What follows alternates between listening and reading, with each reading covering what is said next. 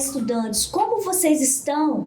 Eu sou a professora Denise de História. Na aula de hoje vamos compreender, assim como a família, a escola também tem sua importância para o aprendizado de todos nós. A escola possibilita, através da convivência uns com os outros, uma troca de conhecimento, um amadurecimento intelectual e amistoso, ou seja, permite que a gente se desenvolva e aprenda muito com os nossos colegas e também com quem mais está na escola, contribuindo assim para o convívio social. E também temos a nossa família, que são as pessoas nas quais temos o nosso primeiro contato, e por isso é importante termos uma boa comunicação com nossos responsáveis. Mas para começarmos a analisar junto, pense aí, como é a sua escola? Para essa aula, vamos precisar de papel, lápis, borracha e material para colorir. Pode ir se preparando, o que você tiver aí para o nosso momento de atividade, ok? Bom, mas antes de começarmos a aula, vou passar algumas informações sobre ela. Essa é uma aula de história para os alunos do 1º ao 3º ano do ensino fundamental, anos iniciais. A habilidade trabalhada será conhecer alguns tipos de escola, compreender suas funções e nossos papéis neste local. O objetivo que queremos alcançar com essa aula é conhecer alguns tipos de escola, compreender suas funções e nossos papéis nesse local. Vamos conhecer também os diversos tipos de escola, como as escolas quilombolas, indígenas, urbanas, do campo e muitas outras. Estudantes, agora peço para que você registre a sua presença. Que tal pedir a ajuda do seu responsável para confirmar sua participação? Aponte a câmera do celular para o QR Code que fica ao lado da tela. A escola contribui muito para cada pessoa de forma individual, para cada estudante em particular, como, por exemplo, no aprendizado, no convívio com as pessoas, com os colegas, professores, merendeiras, secretária e muitos outros que precisam dela de alguma forma. Ou seja, na escola existe amizade, troca de conhecimento e parceria. Mas vocês sabiam que a escola nem sempre foi assim? Ela passou por diversas mudanças com o passar dos anos. Pergunte aí aos seus familiares como era a escola no tempo deles. Há muito tempo, os negros e mulheres e pessoas pobres não podiam frequentar a escola. Somente pessoas brancas e ricas. Há muito tempo, mas não tão distante assim, as mulheres, pessoas negras e os pobres começaram a frequentar as escolas. Só que tinha um porém, estudantes. Os professores usavam a palmatória. Isso mesmo. Esse objeto tinha o objetivo de castigar os estudantes que não aprendiam como eles queriam. Eles apanhavam na palma da mão. A minha mãe e meus avós viveram nessa época e eles me contaram quantas palmadas levaram na palma da mão. E então, com o passar de vários anos, foram surgindo as escolas para todos. Isso mesmo. Pela lei, todas as pessoas hoje em dia no Brasil podem frequentar. E o tempo do aprendizado de cada um é respeitado. E os professores não usam mais a palmatória. Ou seja, a escola é um lugar democrático, onde todos podem e devem se expressar com respeito. E também foram nascendo escolas para atenderem diversas pessoas da nossa sociedade, como os quilombolas, os indígenas, os alunos da zona rural e os pomeranos. Isso mesmo, são vários tipos de escolas diferentes. Você já ouviu falar em alguma destas antes? Já teve a oportunidade de ir ou estudar em uma delas? Agora vamos conhecer um pouco de cada uma dessas escolas que foram surgindo com o passar do tempo. Vamos começar pelas escolas pomeranas. Isso mesmo, estudantes. Os pomeranos são descendentes de pessoas que vieram da Europa. Eles falam português, mas também têm sua língua própria e precisam de professores bilíngues. Ou ou seja, professores que falam português e outro idioma, para ensinarem na língua desses estudantes. Agora, voltando à pergunta para vocês que fiz para vocês pensarem. Qual é um dos objetivos da existência das escolas quilombolas, que estão presentes em quase todo o território brasileiro? Vamos primeiro conhecer para depois respondermos. Vocês já ouviram falar desse tipo de escola? Vou contar a história deles. Os quilombolas são descendentes dos negros escravizados aqui no Brasil. Isso mesmo, estudantes. No Brasil, há algum tempo atrás, pessoas negras eram escravizadas. Isso mesmo. É uma triste lembrança que não deve ser apagada. Por isso existem as comunidades e escolas quilombolas. E para fugir da crueldade se escondiam em um lugar no meio da floresta. Esse lugar se chamava quilombo. Isso mesmo, crianças. O objetivo era se protegerem e manter vivas as tradições dessas pessoas, como a cultura, religião, os tipos de comida e muito mais. E uma das suas características é o respeito e a valorização da cultura. Aqui na tela, vemos uma das escolas quilombolas que existe aqui no Brasil. Agora vamos falar das escolas indígenas. Ela tem como objetivo valorizar a cultura indígena, valorizar suas línguas faladas, como o tupi-guarani, seus conhecimentos e costumes. Vocês sabiam que os povos indígenas usavam e usam plantas como remédios? Eles possuem muitos conhecimentos relacionados à natureza. É preciso conservar a memória, a história e a identidade desses povos e, acima de tudo, preservar sua cultura e seus costumes. Estudantes, agora peço para que você registre sua presença. Que tal pedir a ajuda do seu responsável e confirmar sua participação? Aponte a câmera do celular para o QR Code que aparece na tela. As escolas urbanas, todos conhecem. Isso mesmo, são escolas das cidades movimentadas, com a função de acolher a todos, valorizar a vida, o aprendizado, trazendo oportunidade a todos de conhecimento, assim como as demais. Temos também as escolas do campo ou zona rural. Elas existem com a intenção de atenderem pessoas que moram na roça, ou seja, na zona rural.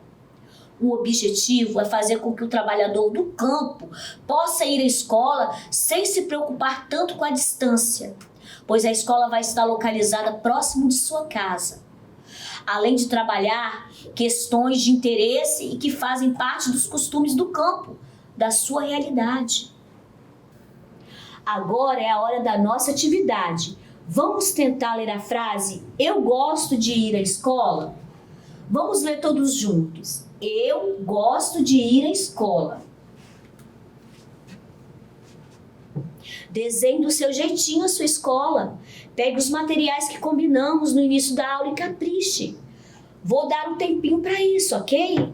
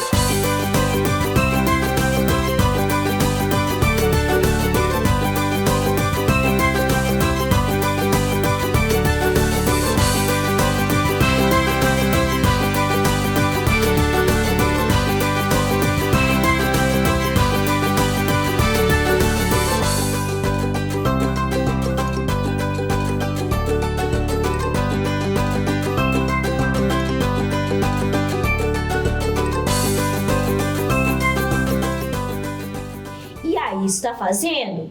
Vai desenhando o portão, os muros, as paredes, o refeitório, o pátio, as salas de aula. Capricha, hein? Está ficando legal. Lembre-se de pintar também. Vai ficar super lindo. Vamos para mais um tempo, para você finalizar sua atividade.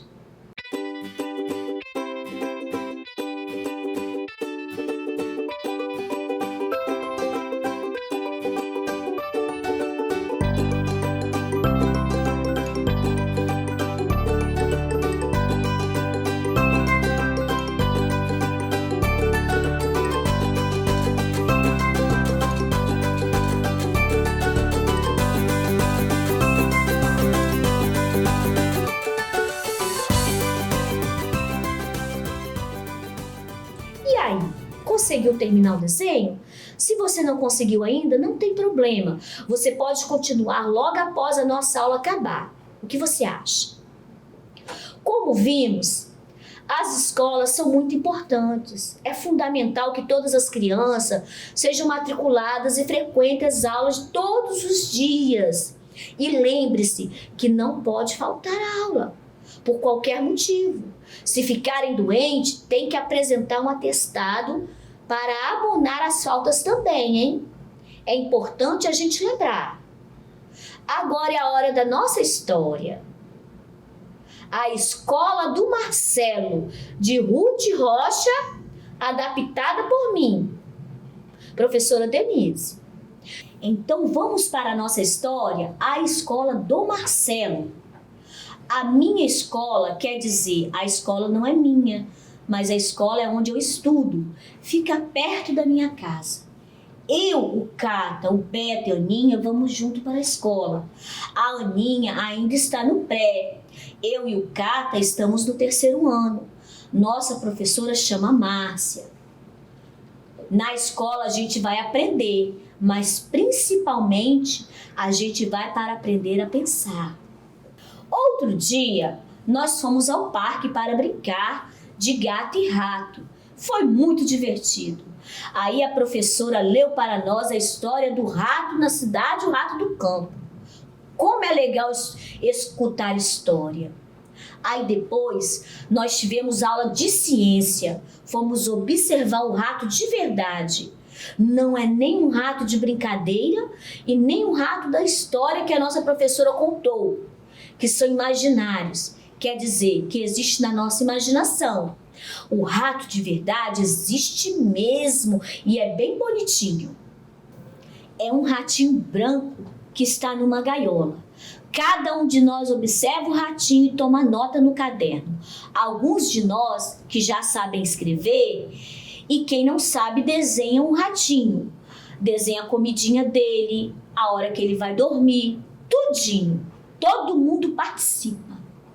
Depois a professora coloca a gente sentada em um círculo no pátio e conversa na roda e cada um diz o que viu e o que anotou para a professora e pergunta se o rato de verdade é igual aos ratinhos de brincadeira. E quem quiser, desenha um desenho bem bonito na aula de artes e na aula de ciências também. A gente aprende a contar em matemática, a gente gosta de música e aprende a fazer chocalhos com latinhas e feijões. Nós aprendemos histórias e geografia, brincamos muito na educação física. Na escola, a gente aprende a ter amigos. O Miguel vai sempre na minha casa. A gente estuda juntos, um ensina para o outro. A gente joga futebol no recreio. A Gabi e o Catapimba são craques e todo mundo quer eles no time. E depois, quando termina a aula, vamos para casa juntos. E para pensar que o dia foi muito divertido e a escola também. Que legal é ir à escola. E a história acaba aqui.